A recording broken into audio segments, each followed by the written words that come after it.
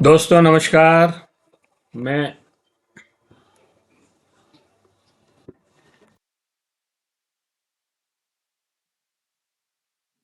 दोस्तों नमस्कार। मैं हिम्मत सेठ एक बार फिर आपके सामने उपस्थित हूँ एक नए वीडियो के लिए, एक नए विषय के साथ। दोस्तों आज 8 मार्च है और आज का दिन विश्व पूरे विश्व में अंतर्राष्ट्रीय महिला दिवस के रूप में मनाया जाता है और बहुत ही उत्साहपूर्व मनाते हैं। संयुक्त राष्ट्र संघ खुद अपने मुख्यालय पर बहुत बड़ा कार्यक्रम करता है, तो बहुत बड़ा समारोह करता है यूँ कहना चाहिए। और उसमें पूरे विश्व की महिलाएं, मतलब प्रतिनिधि महिलाएं जुटती है और नए वर्ष के आगे आने वाले वर्ष की कार्य योजना बनाती है। अ,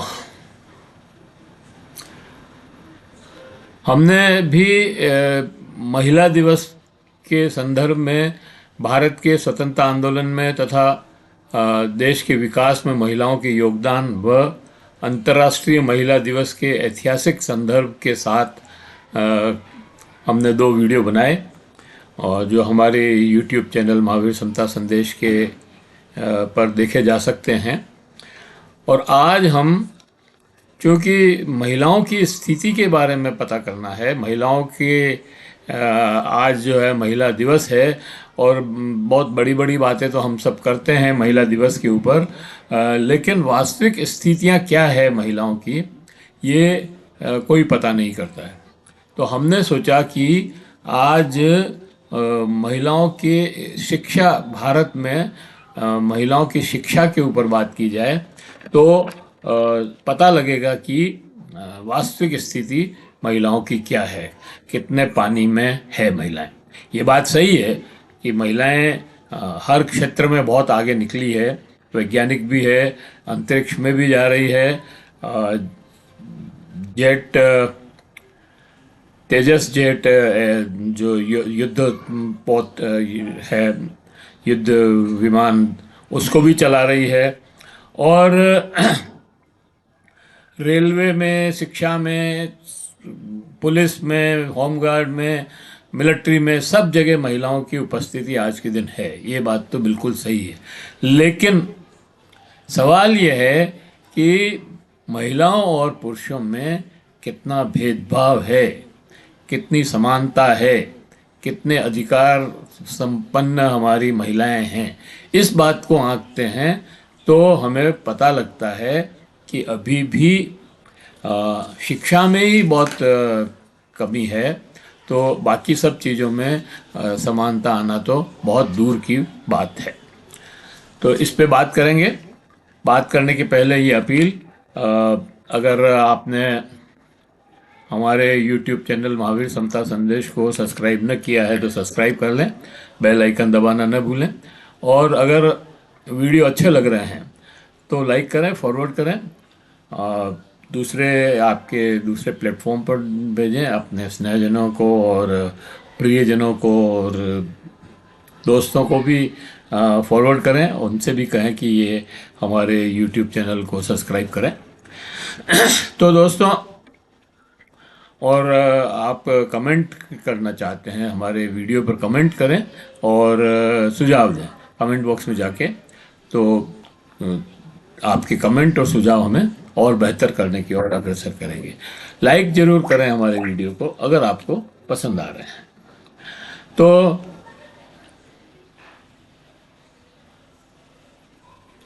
आज नारी उत्थान के सबसे ज़्यादा महत्वपूर्ण शिक्षा है। आज हम भारत में महिला शिक्षा की चर्चा करेंगे। दोस्तों, भारत में महिला शिक्षा की बहुत अच्छी तो कभी, महिला शिक्षा बहुत अच्छी तो कभी नहीं रही। और धार्मिक अंधविश्वास, मंदिरों में देवदासी प्रथा, बाल विवाह और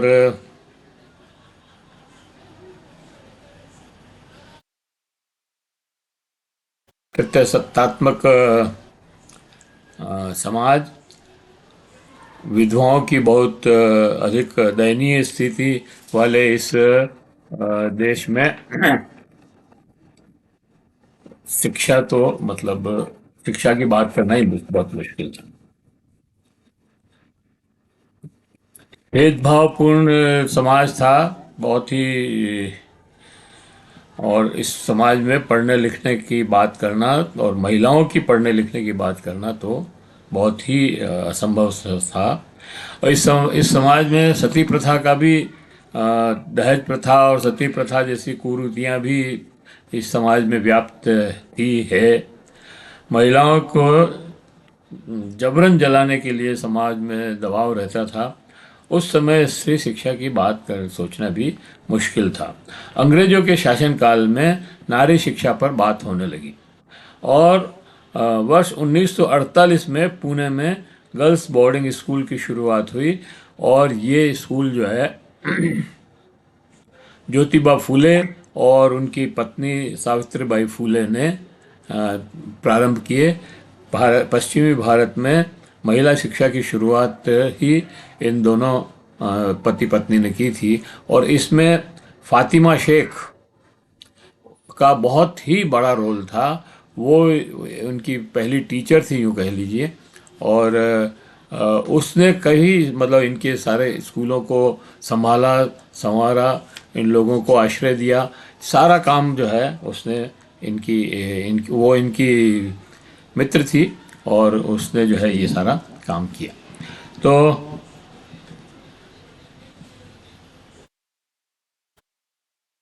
और 1850 तक आते आते मद्रास मिशनरी के जो स्कूल्स थे तो उन मतलब 8,000 से अधिक बच्चियों का नामांकन करवा दिया, उन्होंने प्रवेश करवा दिया।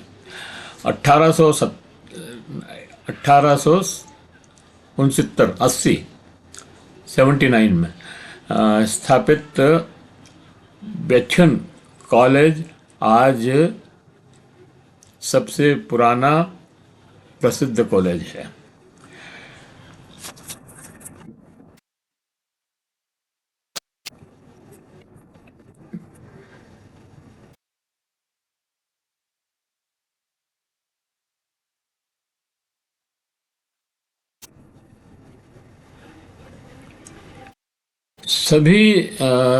सभी प्रयासों के बाद भी इन सभी प्रयासों के बाद भी अंग्रेजी शासन में महिलाओं की जो स्थिति थी वो बहुत अच्छी नहीं थी।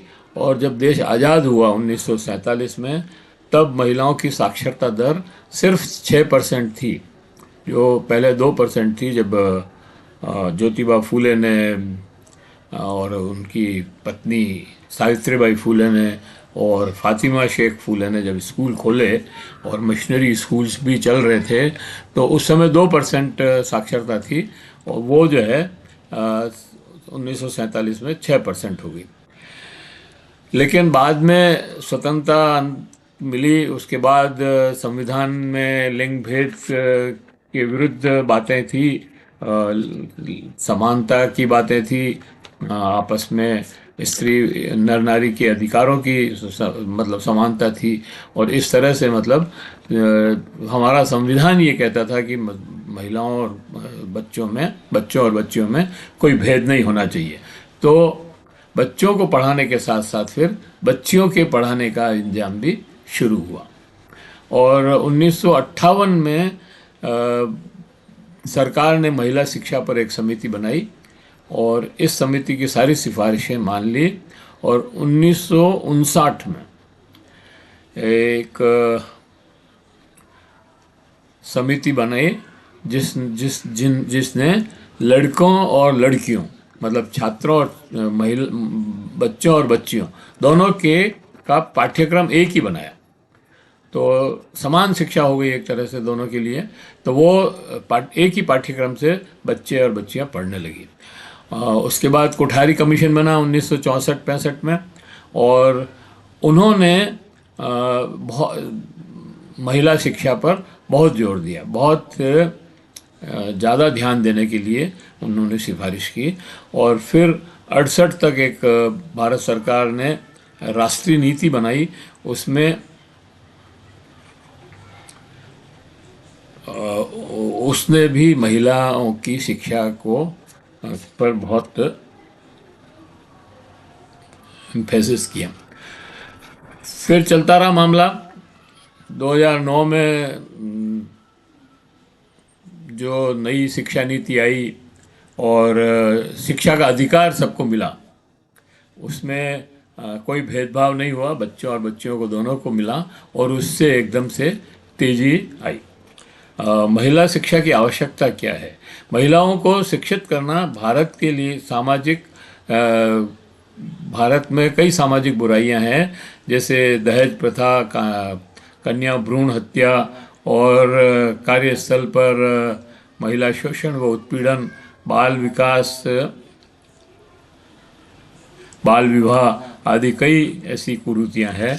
उसको दूर करने की, उनको समाप्त करने की या उनको हल करने की, इन समस्याओं को शिक्षा को जो है उसकी कुंजी माना गया।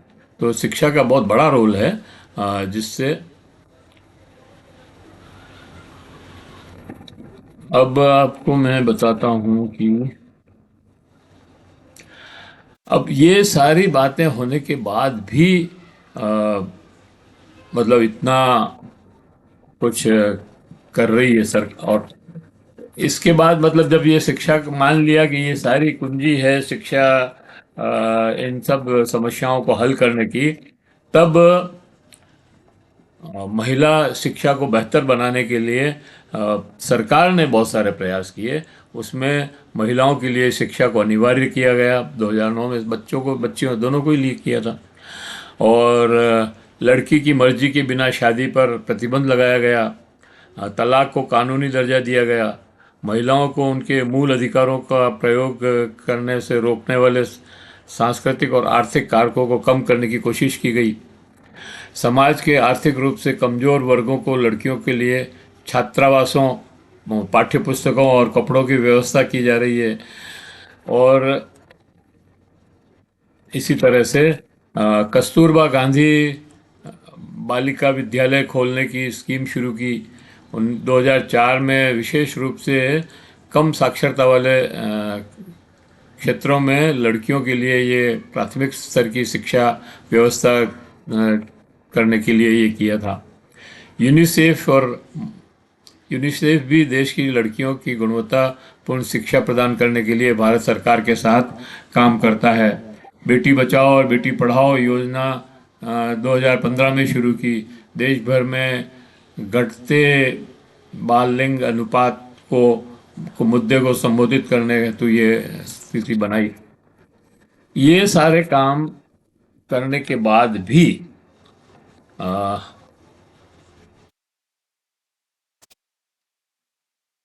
हम देखते हैं कि शिक्षा में मतलब ये सब करने के बाद भी शिक्षा की स्थिति क्या है।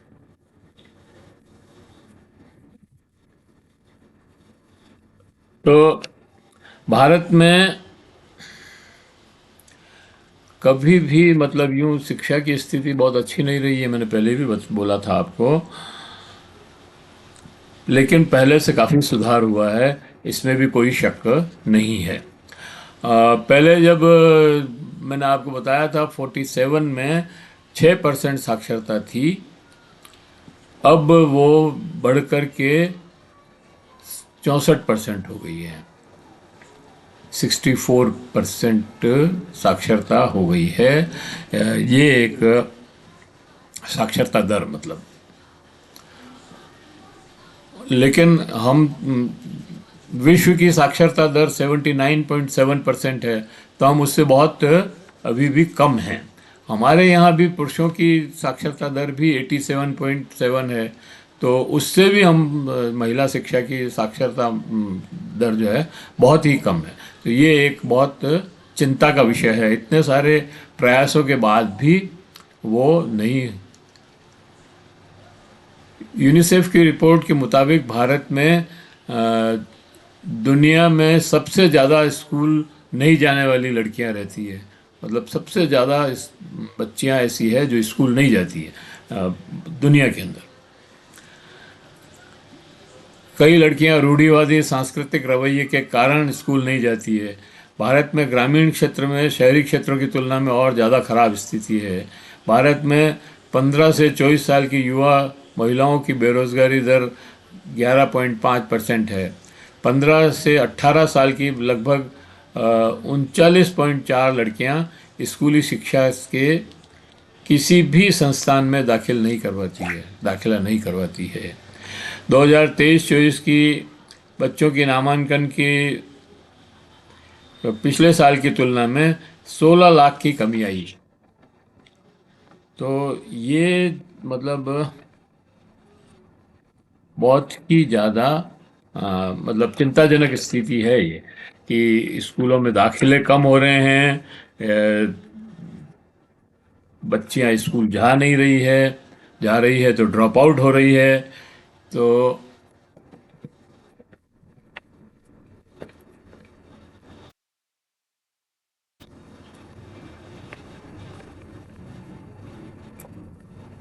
ये सारी स्थितियां हैं। तो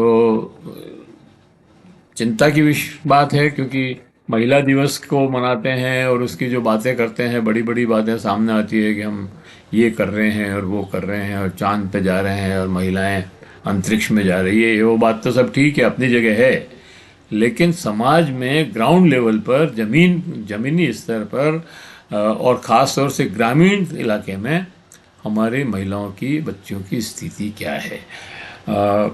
बाथरूम जैसी सुविधाएं नहीं है बच्चियों को, बाथरूम जैसी सुविधाएं भी नहीं मिल रही है।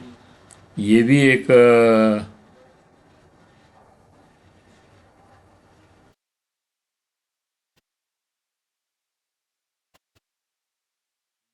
भी एक हकीकत है।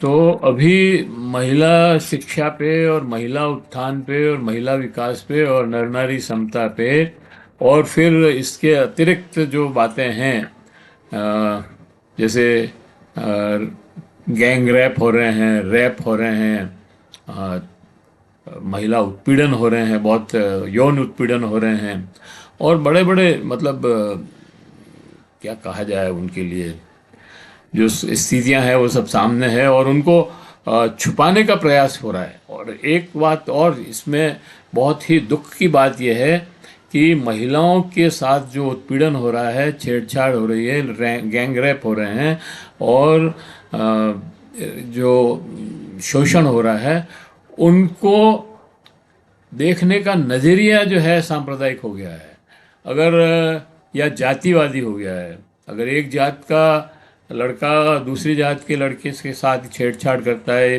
भेदभाव, मतलब अगर दलित लड़की के साथ कोई स्वर्ण कास्ट का करता है, तो स्वर्ण कास्ट के बच्चे को बचाने की कोशिश की जा रही है, उसको दंड दिलाने की कोशिश नहीं की जा रही है। और इसी तरह से अगर अल्पसंख्यक बच्चा है और बच्ची जो है हिंदू वो है, तो उसको मतलब धर्म के आधार पर देखा जा रहा है कि ये मुस्लिम है, इसने ऐसा कर दिया। और अगर उसी जगह कोई हिंदू करेगा तो उसके ऊपर मट्टी डालने का काम करेंगे, उसको छुपाने का काम करेंगे, उसको भुलाने का काम करेंगे। तो ये जो प्रवृत्ति देश में बढ़ रही है और लोगों के बीच में ये जो घर कर रही है, और बहुत सी बार तो कई फर्जी आरोप लगा करके भी ऐसा किया जाता है, और बाद में कोर्ट से बरी हो जाते हैं लोग, उनकी ज़िंदगियां खराब हो जाती है। तो इसके ऊपर भी ध्यान देने की ज़रूरत है। और देश में जो विघटन हो रहा है एक तरह से, और सांप्रदायिक जहर फैलाया जा रहा है, उसके ऊपर उसको भी रोकने की ज़रूरत है। और उसके लिए भी महिलाओं का शिक्षित होना, महिलाओं का जागरूक होना, महिलाओं का चेतना युक्त होना बहुत ही ज़रूरी है, बहुत ही आवश्यक है। तो इसी नोट के साथ मैं इस वीडियो को समाप्त करता हूँ। मुझे लगता है आपको ये वीडियो अच्छा लगा होगा, और अगर अच्छा लगा हो तो लाइक करें, फॉरवर्ड करें। अगर आपने अभी तक भी हमारे YouTube चैनल को सब्सक्राइब न किया है तो सब्सक्राइब कर लें, बेल आइकन दबाना न भूलें। और आ, अगर वीडियो अच्छा लगा है तो कमेंट